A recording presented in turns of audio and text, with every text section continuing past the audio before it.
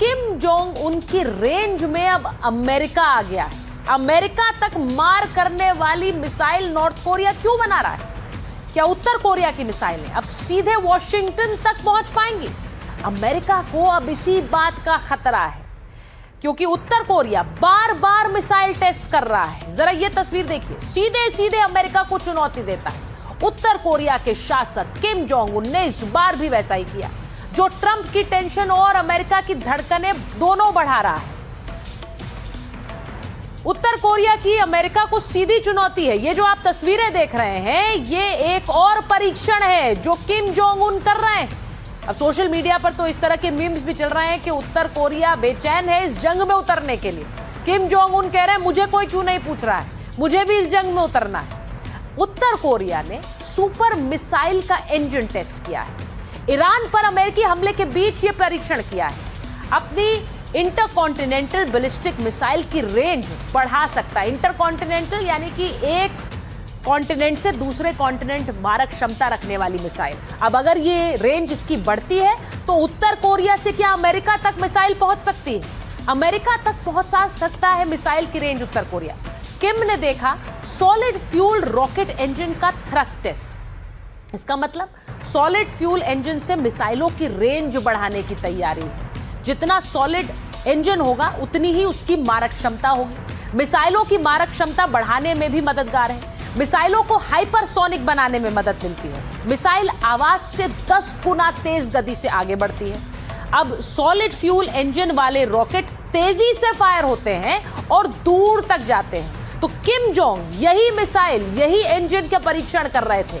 इससे पहले भी आपने देखा है, ये एक तस्वीर नहीं है, इससे पहले भी आपने देखा। ये देखिए किस तरह से मिसाइलों का परीक्षण एक के बाद एक किम जोंग उन करते जा रहे हैं। कुछ दिन पहले उन्होंने संसद में कहा था कि उत्तर कोरिया परमाणु शक्ति से संपन्न है और ये स्थिति ऐसी है जिसे अब कोई बदल नहीं सकता है। वो बार बार ये भी कहते रहे कि उनके देश के पास एटम बम है, इसीलिए अमेरिका उनकी तरफ आंख उठाने की हिम्मत नहीं करता।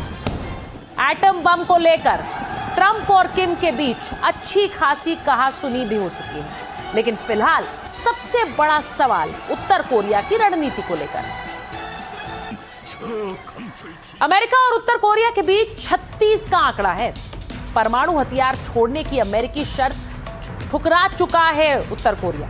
अब अमेरिका के टारगेट पर लगातार बना हुआ है नॉर्थ कोरिया। अपनी सैन्य ताकत बढ़ाना भी चाहता है। अमेरिकी डिफेंस को भेदने वाली मिसाइल बनाने की पूरी कोशिश में एटम बम की संख्या भी लगातार नॉर्थ कोरिया बढ़ा रहा है। मिसाइल कार्यक्रम को सेल्फ डिफेंस बताते हुए किम जोंग ने हाल के वर्षों में कई इंटरकॉन्टिनेंटल बैलिस्टिक मिसाइल्स का टेस्ट किया है और खुलकर वो कहते हैं कि अपनी शक्ति दिखाने की जरूरत है। तो ये नॉर्थ कोरिया में हो रहा है, लेकिन भारत में क्या हो रहा है? उत्तर कोरिया अमेरिका को भड़काने की कोशिश कर रहा है। अमेरिका पहले ही ईरान से जंग लड़ रहा है, लेकिन इन सब के बीच जो अच्छी खबर है वो भारत के लिए। आपको वो तस्वीर दिखाती हूं कैसे भारत के लिए एलपीजी लेकर आ रहे 2 जहाज BWTYR और BWELM 28 मार्च को हॉर्मुज पार कर गए।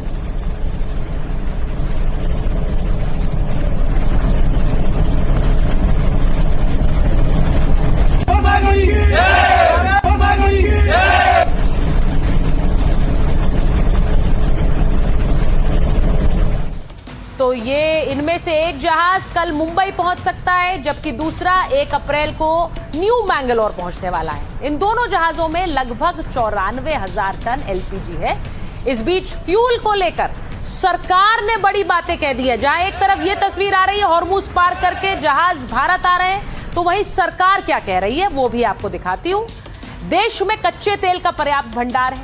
किसी राज्य में पेट्रोल और डीजल की कमी नहीं है। सीएनजी की सप्लाई में किसी तरह की कोई कटौती नहीं हो रही है। देश में एलपीजी और नेचुरल गैस का संकट भी नहीं है और जो पीएनजी नेटवर्क है वो तेजी से बढ़ाने की कोशिश जारी है। सरकार ने यह भी कहा कि सभी रिफाइनरियों में ठीक से कामकाज चल रहा है।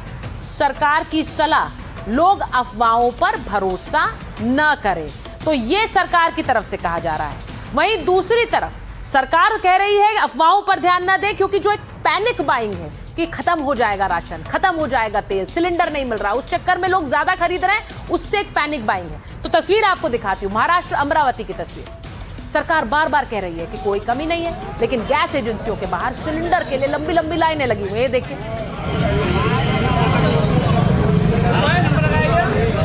उधर हैदराबाद की भी तस्वीर आपको दिखा देती हूँ। अवैध तरीके से एलपीजी सिलेंडर बेचने के आरोप में बंजारा हिल इलाके में 10 लोगों को गिरफ्तार किया गया। ये देख लीजिए, जहां एक तरफ लोग कह रहे सिलेंडर मिलेगा कि नहीं, वो पैनिक क्यों हो रहा है, क्योंकि लोग सिलेंडर भर भर के किस तरह से कालाबाजारी कर रहे हैं, इनको पकड़ा गया है। मोहम्मद आमिर शमशाबाद में गैस एजेंसी चलाता है और अपनी ही गैस एजेंसी में देखिए कितना सिलेंडर कालाबाजारी करके रख रहे थे।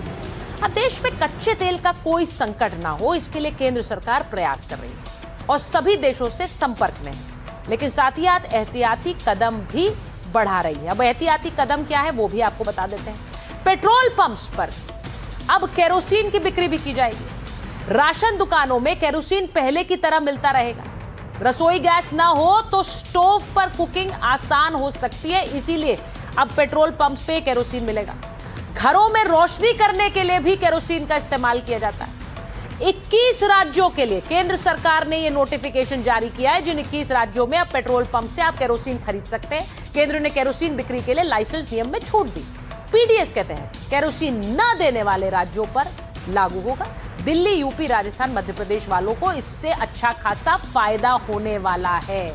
तो ये तस्वीर आपने देखी।